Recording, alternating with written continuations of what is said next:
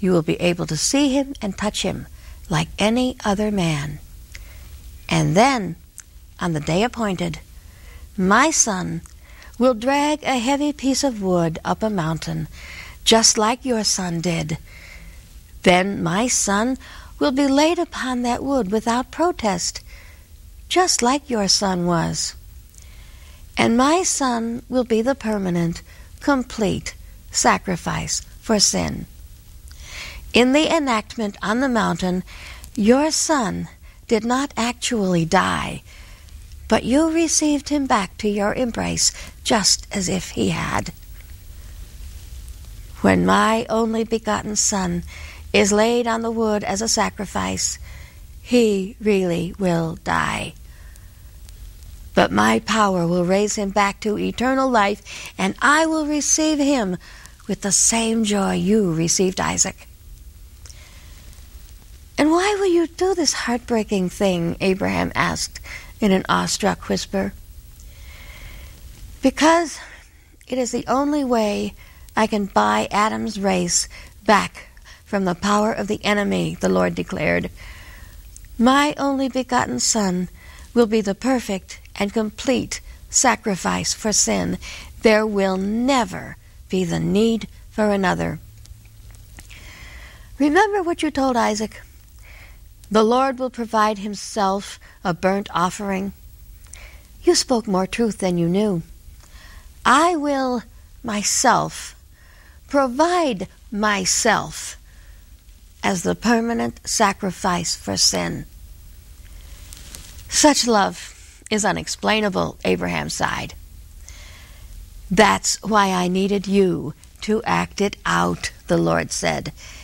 People can understand a father's love for his son down through the ages when men hear of your sacrifice of your son. They will understand the love and hurt of a father's heart. Then they will understand how very much I loved them by giving my only begotten son in sacrifice for them, as you pictured on the mountain with Isaac. Such things are too wonderful for me to understand, Abraham whispered.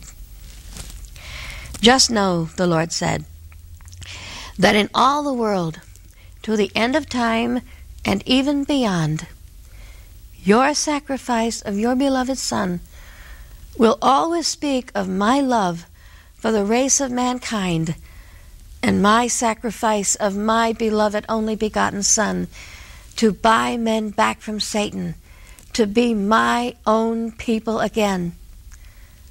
Your son dragged the wood on his back up the mountain and was placed down upon it without protest. My only begotten Son will drag a piece of wood up a mountain and allow himself to be laid upon it without protest. You received your son in a figure back from the grave. I will in actual fact receive my only begotten Son back from the grave. And you know, Abraham, all those children that I promised you, more than there are stars in the sky, I want you to know, Abraham, my only begotten Son will be one of them. The evening sky grew darker, and Abraham felt alone again, and he knew the conversation was over. He looked out the door of his tent at the barren landscape, and he looked up for a long time, watching the stars twinkle in the deep blue sky, and he thought on all the wonderful things that the Lord had told him, and he started to cry.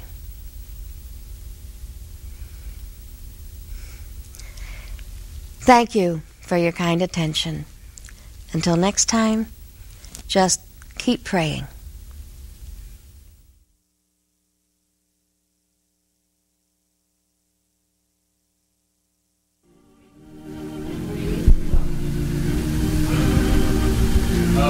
In the hills of Judea, the Lord shepherds walk. Hope is gone, for singing. Then the angels proclaim that a Savior is born. Heaven's lost echoes sweet Zion's ringing.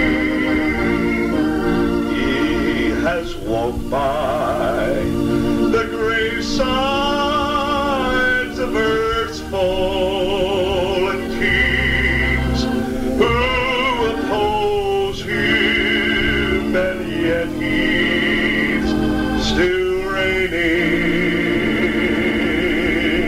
Somehow love and compassion have conquered it all. Even foes join with heaven's proclaiming, Hosanna, Hosanna. The whole world is singing. The hope of all ages is born. Though sometimes it may seem this whole world's in control, he's still the King of Kings and Lord of Lords. When he rode through the city, the crowd claimed him king. Thousands cheered and the streets filled with singing. But their song turned to curtsing the crown to a cross. They were blind to the wealth he was bringing. Hosanna, Hosanna. The whole world is singing. The hope of all ages is born. Oh, sometimes but the saints have no fear. Their Redeemer has come. Oh, praise the Lord. Through all ages they're singing. Oh, Hosanna, Hosanna. The whole earth is singing. The hope of all ages is come. Oh, there were times when it seemed this whole world was in control, but he's still the King of Kings.